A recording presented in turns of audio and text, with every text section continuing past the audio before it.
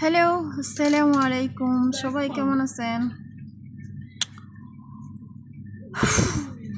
আজকে খরা হইরা লিপস্টিক লাগাই আইছি। কোথাও যাইতেও পারি না, সাজতেও পারি না, কোনো কিছুই হচ্ছে না। একটা ঘরে বন্দি, আর কত দিন জানি না কবে শেষ হবে। দেখেন একটু ভিডিও যখন এটাও টাইম নেই, দেখেন বগর বগর যে করতে আছে। তো যাই হোক, আজকে সারাটা দিন মনটা খারাপ ছিল। আমার যদি মন খারাপ হয় কিচ্ছু ভাল লাগে না, শুধু খাইতে মন চায়। যে কারণে হচ্ছে আমার ডায়েট ফাইট ঠিক থাকে না। কারণ অতিরিক্ত মন খারাপ, অতিরিক্ত না মানে মিডিয়াম সাইজের মন খারাপ হইলে শুধু বেশি খাইতে ইচ্ছা করে। অতিরিক্ত মন খারাপ হইলে খাইতে মন চায় না, আর একটু একটু মন খারাপ হইলে হচ্ছে খানি স্বাভাবিক থাকে। বুঝতে পারছেন? তো আজকে হচ্ছে মিডিয়াম সাইজের মন খারাপ ছিল। কিচ্ছু ভাল লাগে নাই, কিচ্ছু না। এখন ধীরে ধীরে একটু মনটা ভালো হয়েছে। রুমিন ফারহানার মতো গাঢ় কাজল, টোটালি লিপস্টিক দিছে একদম গাঢ় টিপটাও আজকে সহজ হইয়া সোজা হইয়া বইছে। একদিন আমি টিপ দিতে পারি না সোজা করে। তো আজকে যে জিনিসটা নিয়ে হচ্ছে আমার বেশি মন খারাপ ছিল সেটা হয়েছে এই পৃথিবীতে সবচাইতে কঠিন কাজ হচ্ছে কারো মনের মতো হওয়া। তুমি যদি একবারে ময়ূরা জিতা হও, 5-7 বার ময়ূরা আরেকবার জিতা হওয়ার সম্ভাবনা আছে, কিন্তু কারো মনের মতো হইয়া থাকাটা, ইয়াম্মা, সে যদি তোমার মনের মতো হইয়া না মানে তুমি নিজে থেকে কখনোই পারবা না। তুমি সারাদিন যতই চেষ্টা করো না কেন, অপর সাইডের মানুষটা তোমার এই একটা জিনিস দিয়ে তোমার সব গোল, সব 0-0 হইয়া দিলাইবে।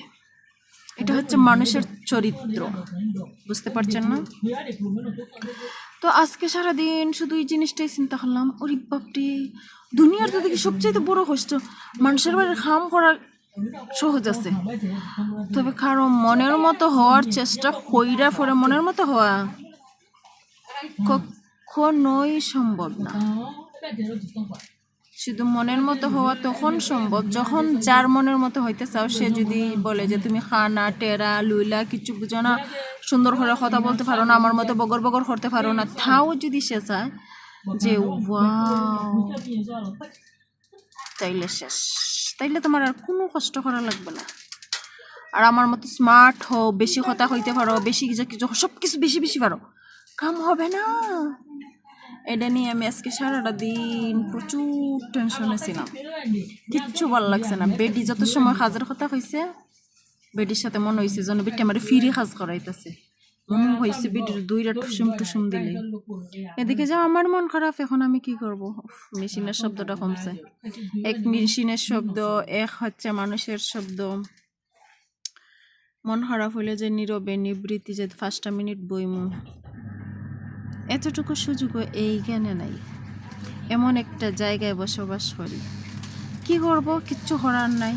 রিজিক যতদিন আছে ততদিন থাকতে হবে, আরো কয় মাস থাকতে হবে, 2 মাস না 3 মাস, সেটাও জানি না, আল্লাহু আলাম। খালি বেড়াচারা লাগে গো।